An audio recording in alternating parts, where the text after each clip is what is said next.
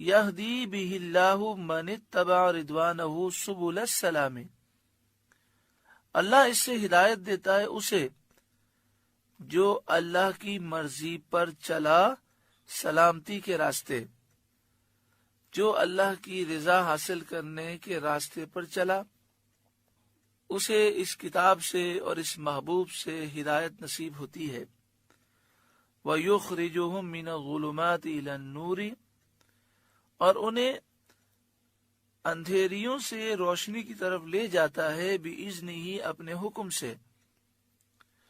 وَيَهْدِيهِمْ إِلَى صِرَاطٍ مُسْتَقِيمٍ، اور انہیں سیدھی راہ دکھاتا ہے۔ لَقَدْ كَفَرَ الَّذِينَ قَالُوا إِنَّ اللَّهَ هُوَ الْمَسِيحُ ابْنُ مَرْيَمَ، بے شک کافر ہوئے وہ جنہوں نے کہا کہ اللہ مسیح بن مریم ہی ہے، یعنی جن عیسائیوں کا یہ عقیدہ ہے کہ عیسیٰ بن مریم ہی اللہ ہیں، وہ بھی کافر ہیں۔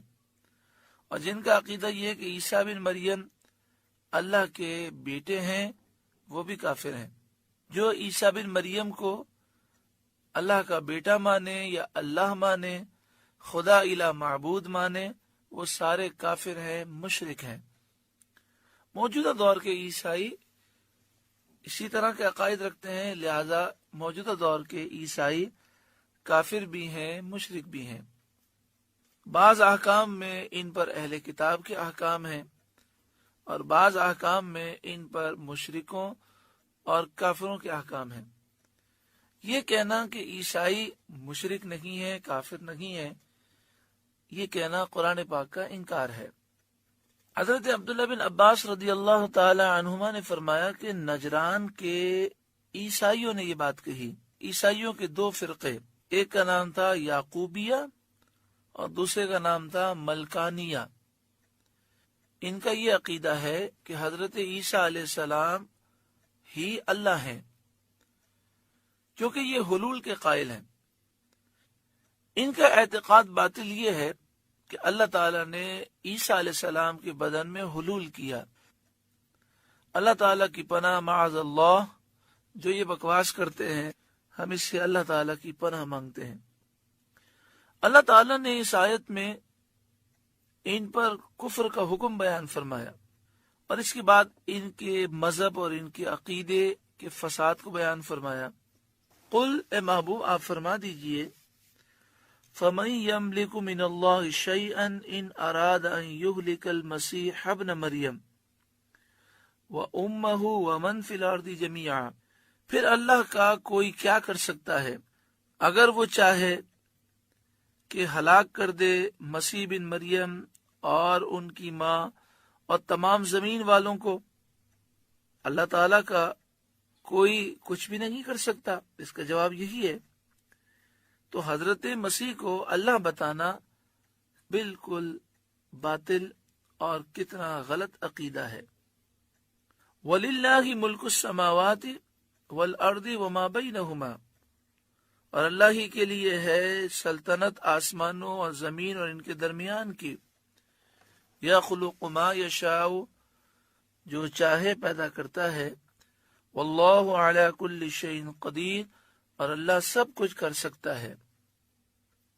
سید عالم صلی اللہ علیہ وآلہ وسلم کے پاس اہل کتاب آئے اور انہوں نے دین کے معاملے میں آپ سے گفتگو شروع کی۔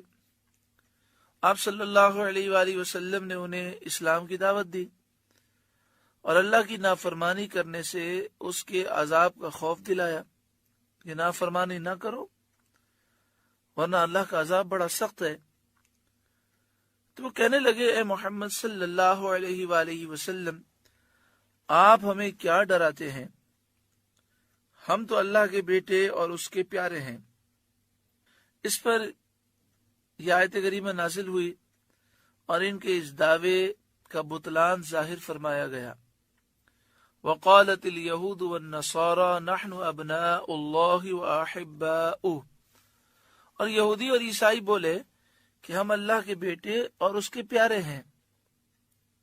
یہاں پر مسلمانوں کو غور کرنا چاہیے۔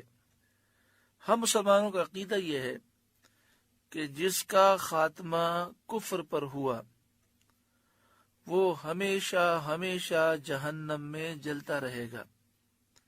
اور یہ بھی عقیدہ ہے کہ گناہ کرنے میں خطرہ سب سے بڑا یہ ہے کہ گناہ کرنے سے ایمان کمزور ہوتا ہے، اور بسا اوقات گناہ کرنے سے اللہ ناراض ہو جاتا ہے اور ایمان سلب ہو جاتا ہے۔ جس نے گناہ کیے اور پھر اس کا ایمان سلب ہو گیا، اس کا خاتمہ کفر پر ہوا، ہمیشہ ہمیشہ جہنم میں جلتا رہے گا۔ اس لیے بندہ مومن کو ڈرنا چاہیے اور گناہوں سے دور رہنا چاہیے۔ اور اگر خاتمہ ایمان پر بھی ہوا تو بہت سے ایسے لوگ ہوں گے جو اپنے گناہوں کی وجہ سے جہنم میں جائیں گے، تو اس لیے خوف بھی ہو اور اللہ کی رحمت کی امید بھی ہو۔ لیکن آج مسلمانوں کی اکثریت پر رحمت کی امید غالب ہے، خوف کا تصور ختم ہو چکا ہے، یا اگر ہے تو بہت قلیل تصور ہے۔ کسی ڈاکو کو بھی کہا جائے خدا کا خوف کرو تو وہ کہتا ہے کہ ملا تو ہمیں کیوں ڈراتا ہے، اللہ غفور رحیم ہے، اس کی رحمت بہت بڑی ہے، ہم تو جنتی ہیں۔ تو یہ تو مسلمانوں کی سوچ نہیں ہے۔ مسلمان تو اللہ کی رحمت کی امید بھی رکھتے ہیں اور اس کے عذاب سے ڈرتے بھی ہیں۔ اللہ غفور رحیم ہے، اس میں تو کوئی شک نہیں، لیکن اس کی یہ معنی تو نہیں کہ انسان یہ بات کہہ کر گناہوں پر دلیر ہو جائے۔